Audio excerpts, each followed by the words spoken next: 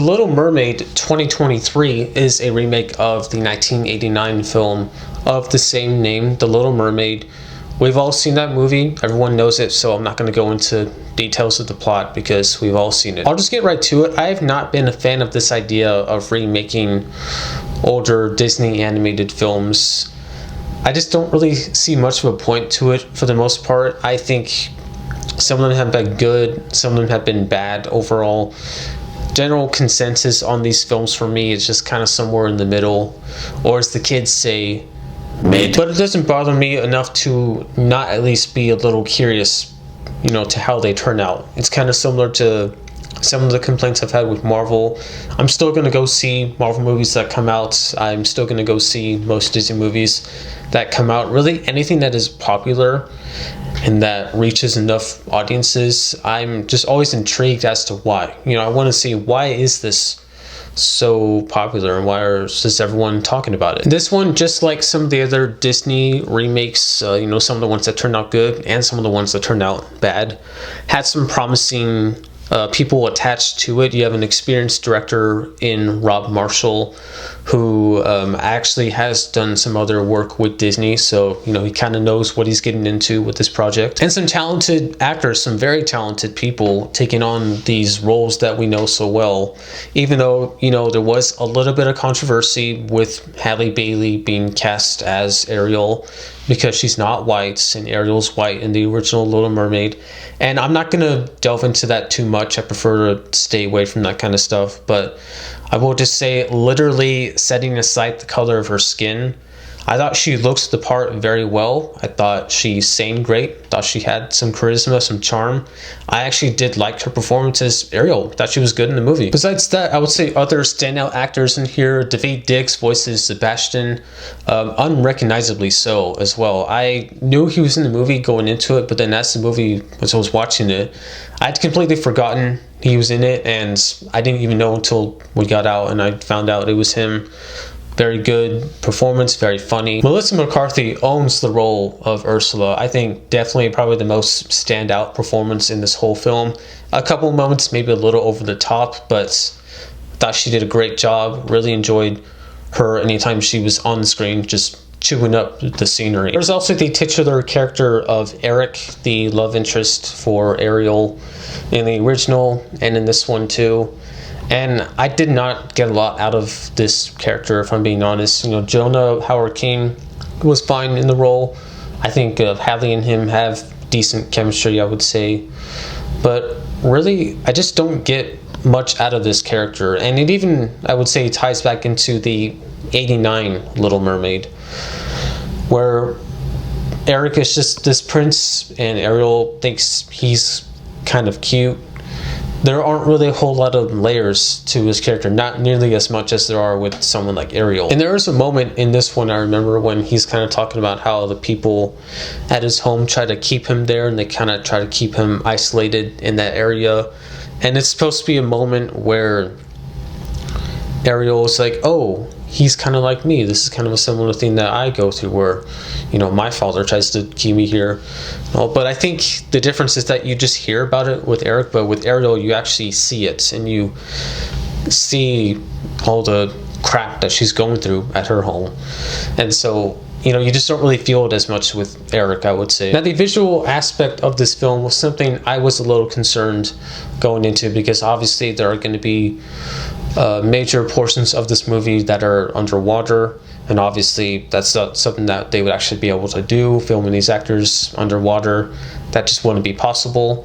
So there are a lot of visual effects and CGI and green screens, blue screens utilized in the film, in those scenes especially. But you do also get the scenes that are on location at Eric's castle and the surroundings around his castle. And I'm sure there were maybe some sets utilized too, but there's also some obvious location shots and when they're actually there in person. And I would say those scenes all looked really good. Dion Beebe, or maybe it's Beebe, I'm not sure how to pronounce that, he lends the film, and I would say those scenes did look good. But the underwater scenes, I gotta say, was just not as good. It was just so obvious to me that a lot of this wasn't real. It wasn't painfully obvious. It wasn't hard to watch necessarily, but you know, you can tell that they're not there, of course.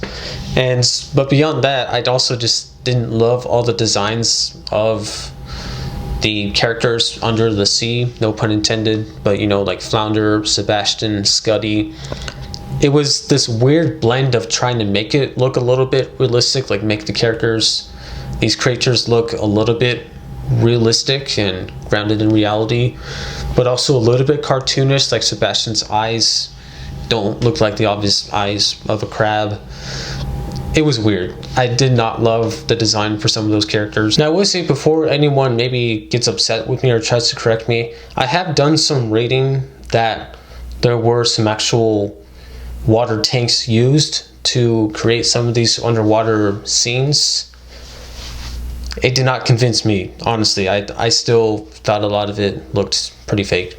So yeah, just wanted to mention that you know, it wasn't all entirely fake, but it all kind of looked fake to me. Going back to, you know, some comparisons with the 1989 original, which I don't mean to be that guy that compares, you know, two films all the time. I know that a new film is supposed to just be reviewed on its own, but I think that's just something that comes with the territory. When you're remaking something, it's inevitably going to be compared and contrasted to its original.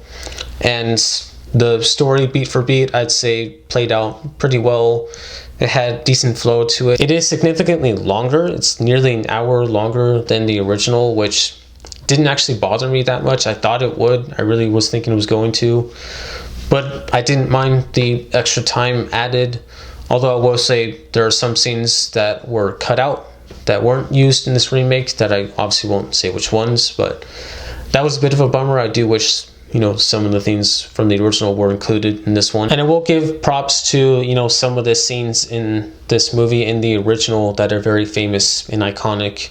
You know, you can probably all think of at least a couple, are recreated pretty well in this movie. They're decent recreations, though I've never liked the moment when Ariel gets up on the rock and, you know, when she's singing Part of Your World, lets out that last note, and then there's the water behind her. I just always thought this was such a dumb moment, because Eric and the people that are, you know, getting Eric up on the beach, they're right there. They should be able to hear her. I know it's a musical. You gotta, you know, let go of a little bit of reality there, but I just think it's stupid. I'm always gonna think it's stupid. Just wanted to put that out there. I don't really have any other big issues with this movie really to talk about, or any other big praises.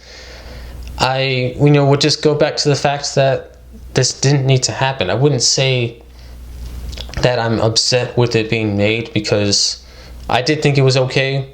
I think this is a fine remake. I had a pretty good time watching it. I was entertained for most of it. I would say of the Disney live action remakes, this is not quite one of the best, but it's a little bit above mid-tier for these, you know, this category of movies. I do also just want to note that I really like the original Little Mermaid. I'm a big fan of it. I, you know, kind of had my gripes that I mentioned in this video, but I like it. I think it's very good. You know, it started arguably the greatest era of Disney animated movies, because after that we got like Beauty and the Beast, Aladdin, Lion King, I believe, in that order.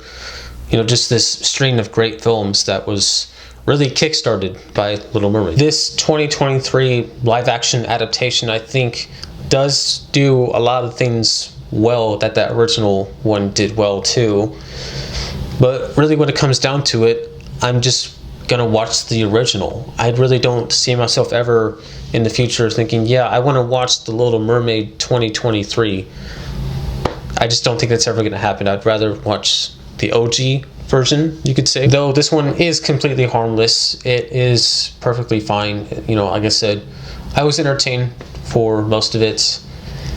So, you know, yeah, pretty happy actually with how it turned out. Thought it wasn't going to be good, and it turned out to be pretty decent. But I'll stop rambling on and just say I would give this 6.5 out of 10. And I'll ask you guys, are you a fan of these Disney remakes? Are you a fan of the original Little Mermaid?